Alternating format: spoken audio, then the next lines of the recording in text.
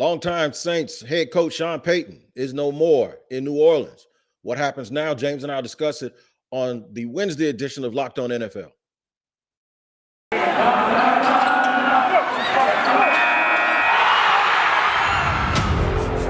You are Locked On NFL, your daily NFL podcast. Part of the Locked On Podcast Network, your team every day.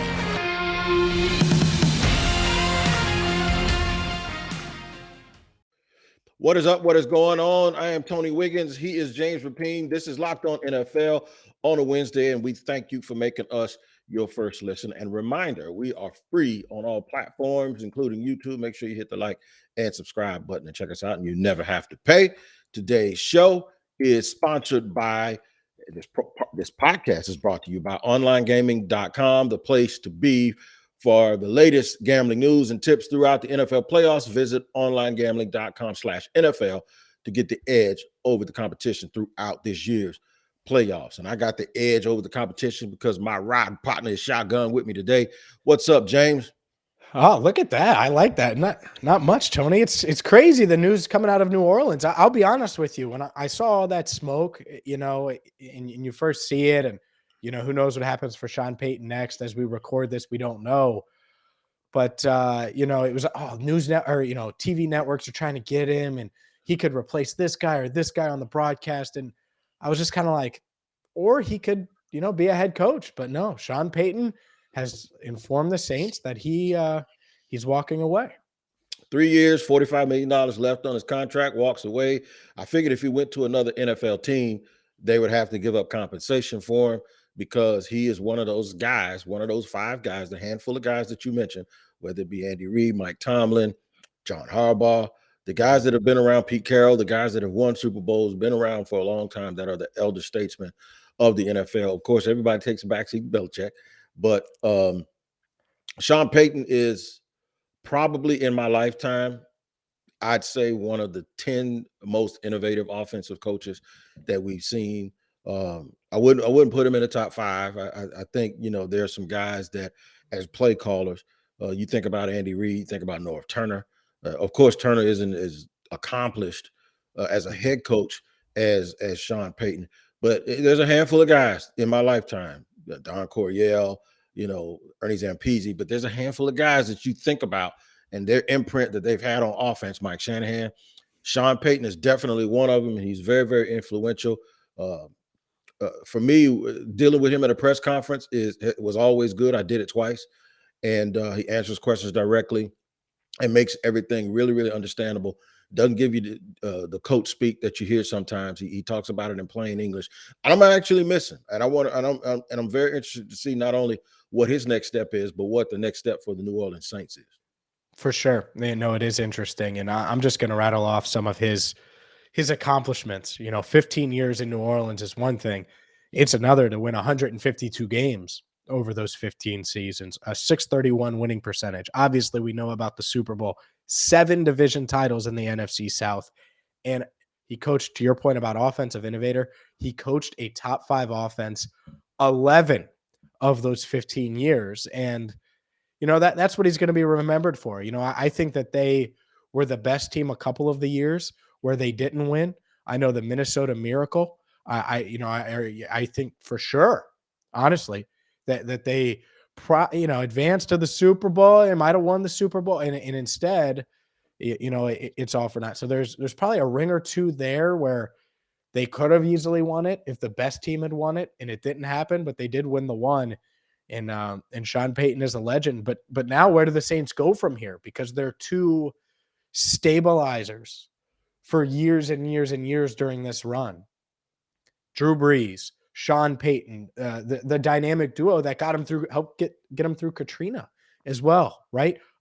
Just a catastrophic event, Hurricane Katrina, way back in 2006. Like, there's a ton, and 2005, 2006. So it's going to be interesting to see where they go now. I'm eager to find out too, what was it that did it, that made him, maybe it just feels like, dang, I mean, everybody's talking about, just think about all the grief Aaron Rodgers has taken.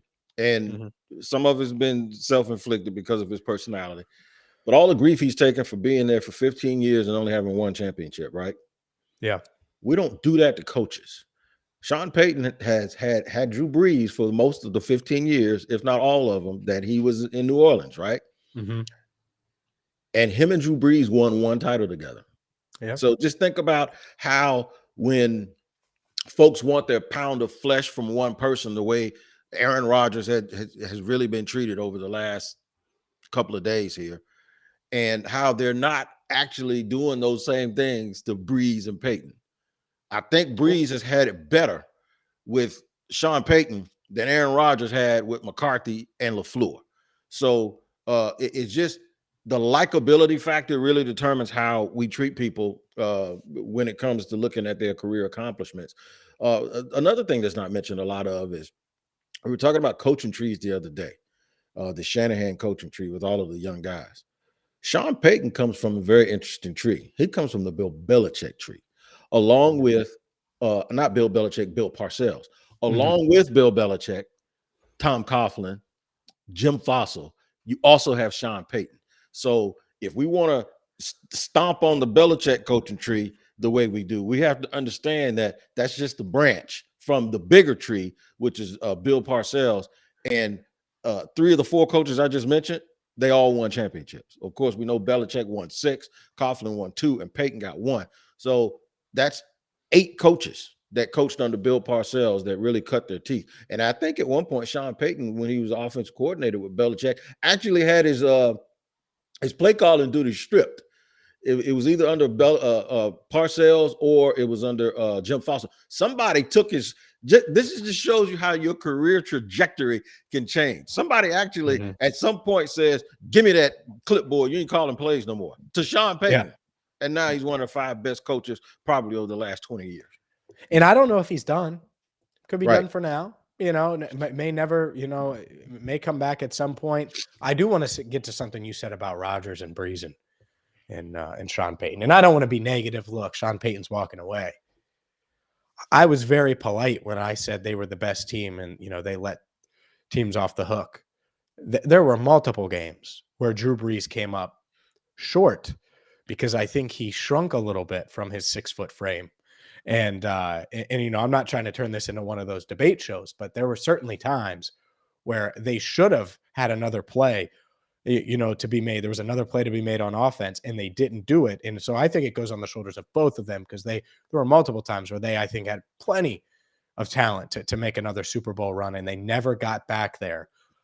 That being said, I think some of what Aaron Rodgers has done, I think he deserves criticism. He should have beat the 49ers.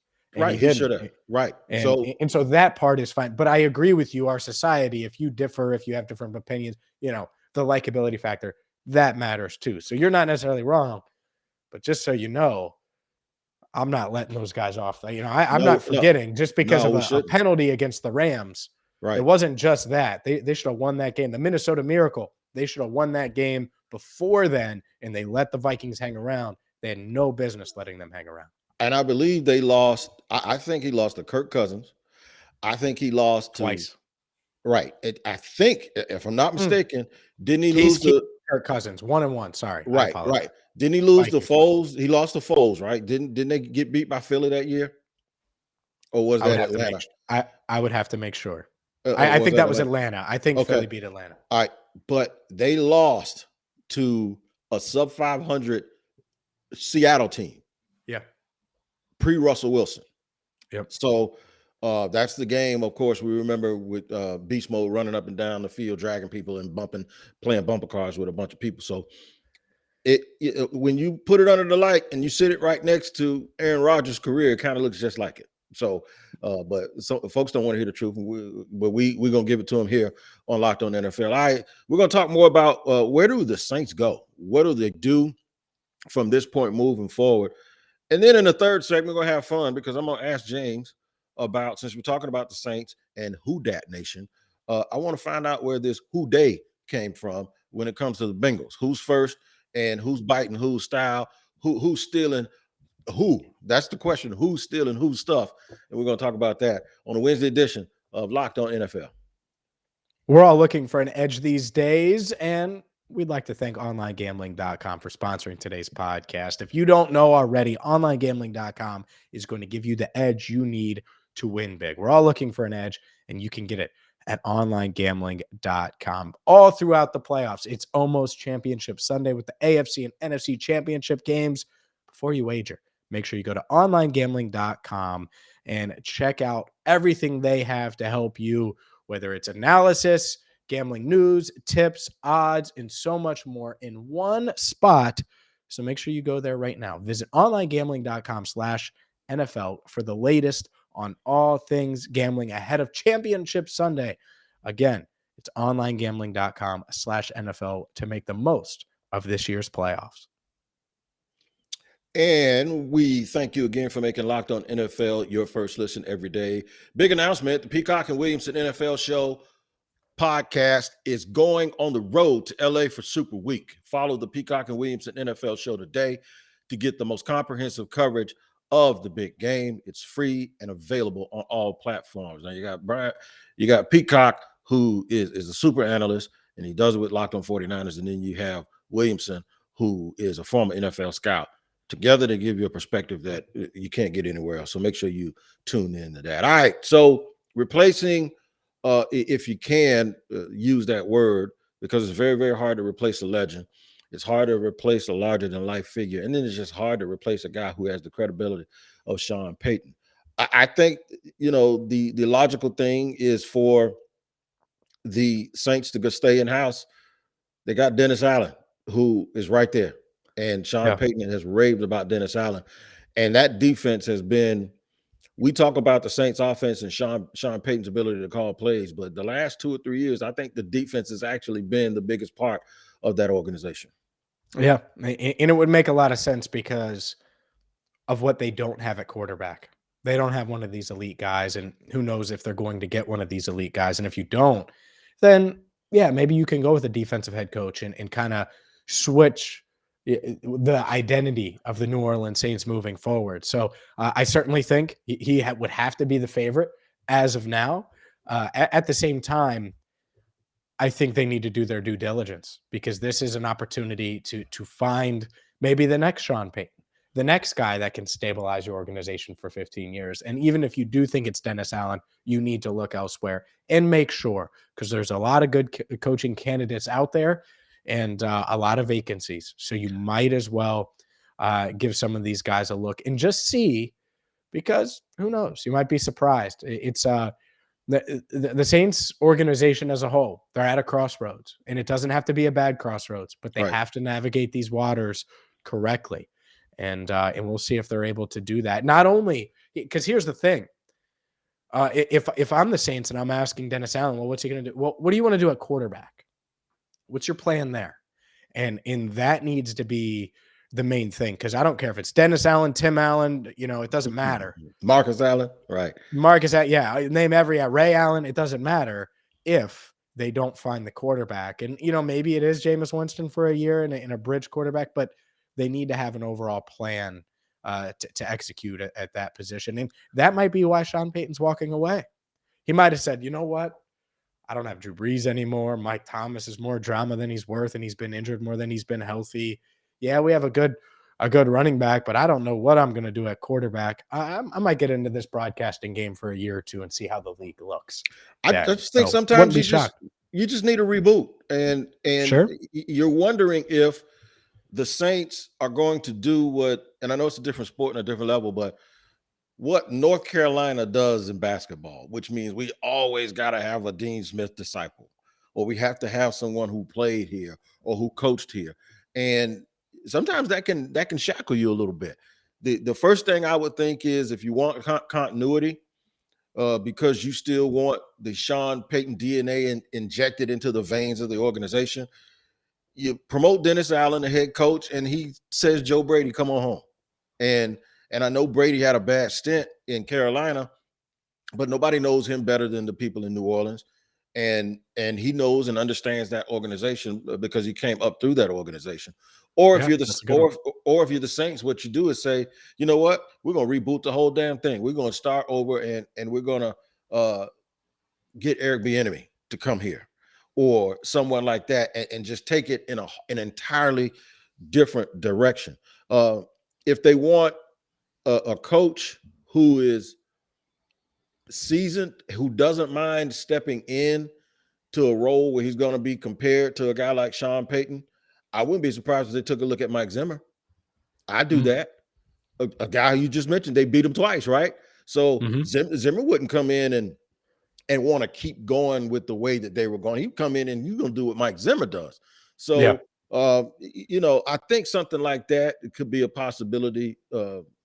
It's really, really weird right now in this part of the offseason cycle with so many teams, including the one that I cover in Jacksonville, still needing to name a head coach. So I think it's going to be a fun thing to look at and examine to see if they're going to take a detour, take an exit off of the highway that they've been on for so long, or do they want to be a team like Green Bay or Pittsburgh and say, you know what? No, we want 50 years of this same imprint. It's going to be fun to watch. ESPN's Diana Rossini, and as we record this, ladies and gentlemen, there's going to be news and reports. Peyton hasn't talked yet. He's going to have a press conference on Tuesday afternoon. So what we're recording this early Tuesday afternoon, and Diana Rossini says, "quote There were teams who knew that Peyton was trying to figure out what he wanted to do next, and he wanted to possibly leave New Orleans.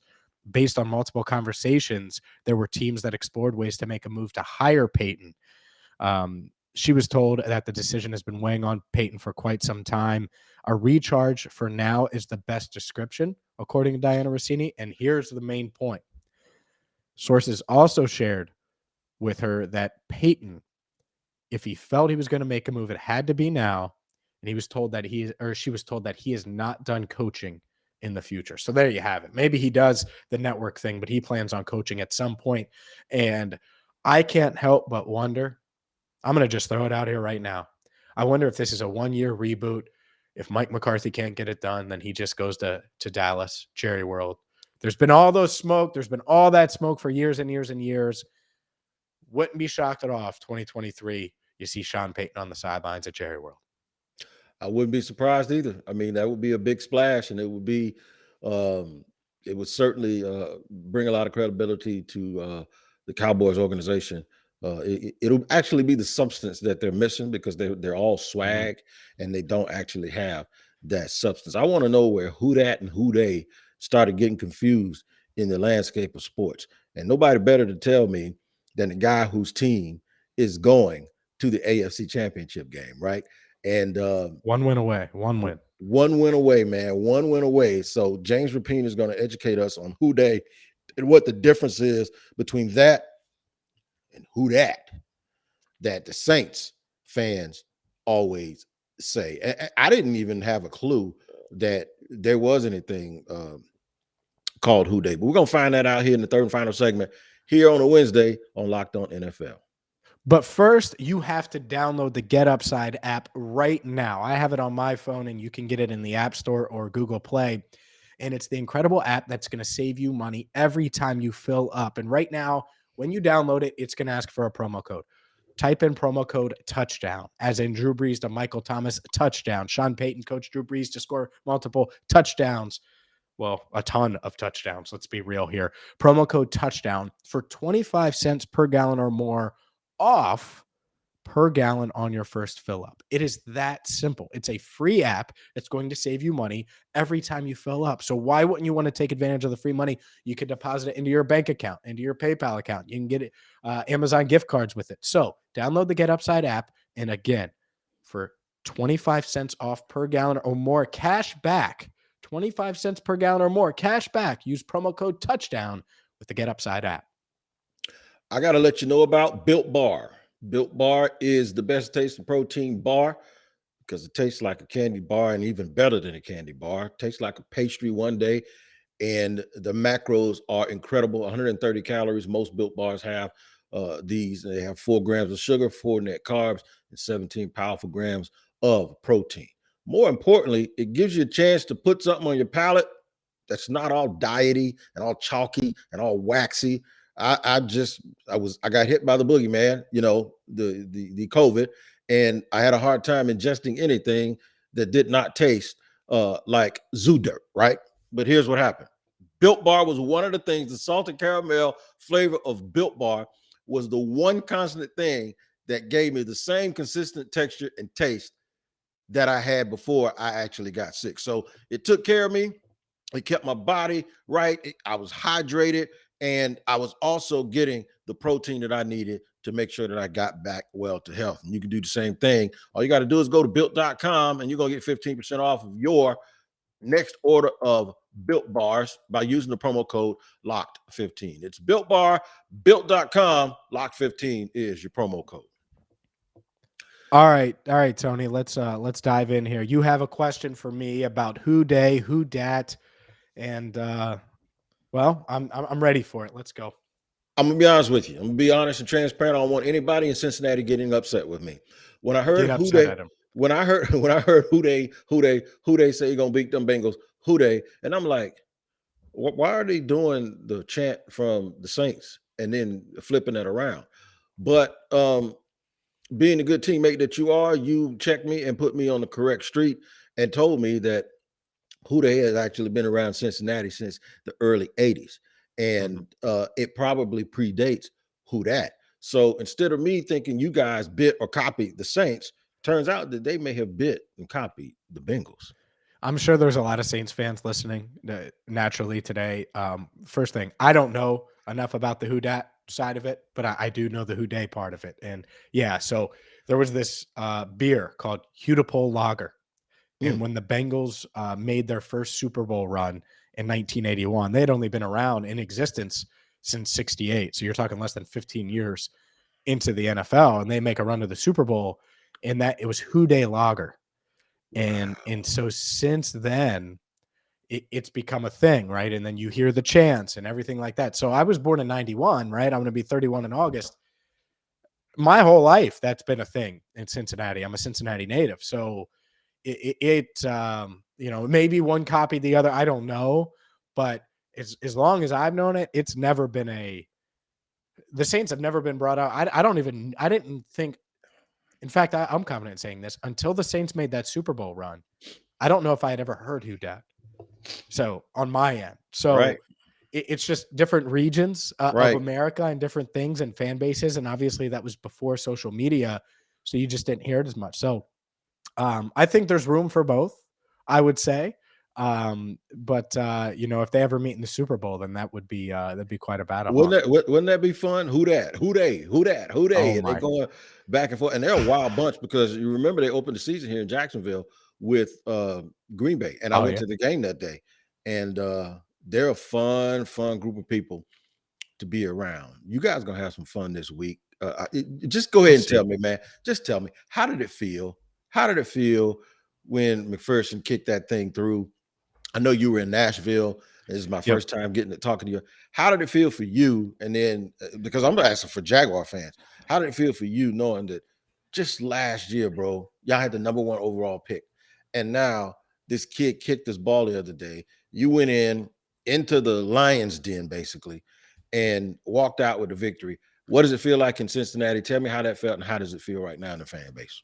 For me, it's exciting because, man, I just want to keep covering games. I don't want to Right. talk about mock drafts and off season and any of that. I'm going to push that down. I know that's what you're stuck doing, right? I want to Right. avoid that. I always have to do that. I want to avoid that as long as I can.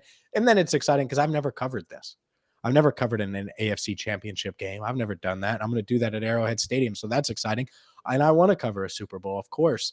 But no, as far as the fan base, they're so diehard. Like, they care so damn much about the Bengals, and the Bengals haven't given them a lot to cheer for. And, when they drafted Joe Burrow, there was some hope, but there were so many uncertainties coming into this year. No one could have expected this. And at the same time, now that they're there and you're 60 minutes away, if you can play a high-end 60 minutes and shock the football world, you're going to the Super Bowl. You got to try to take advantage of this moment. So we'll see if they can. I know a lot of our, national listeners probably pick the Chiefs. I think the Bengals have a shot. I don't know if I'm picking them yet as we record this, but I certainly think they have a puncher's chance to escape Arrowhead with a win. I actually think they do too. They remind me of the Dallas Cowboys of the early 90s.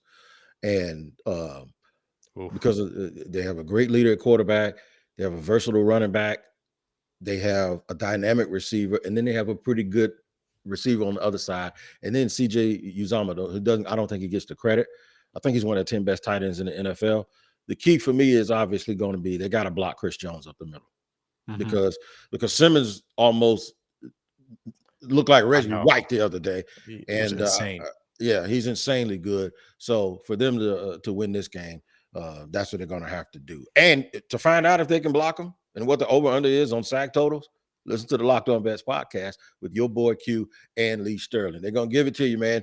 Before you make one wager, you make sure you find the Locked On Bets podcast and check those dudes out because they'll give you the pertinent information that you need to put some skrill and some scratch in your pocket for championship weekend. For James Rapien, Tony Wiggins, this is Locked On NFL on a Wednesday. We thank you for making us your first listen. Until next week, do what we always say. Take care of each other. Take care. Later.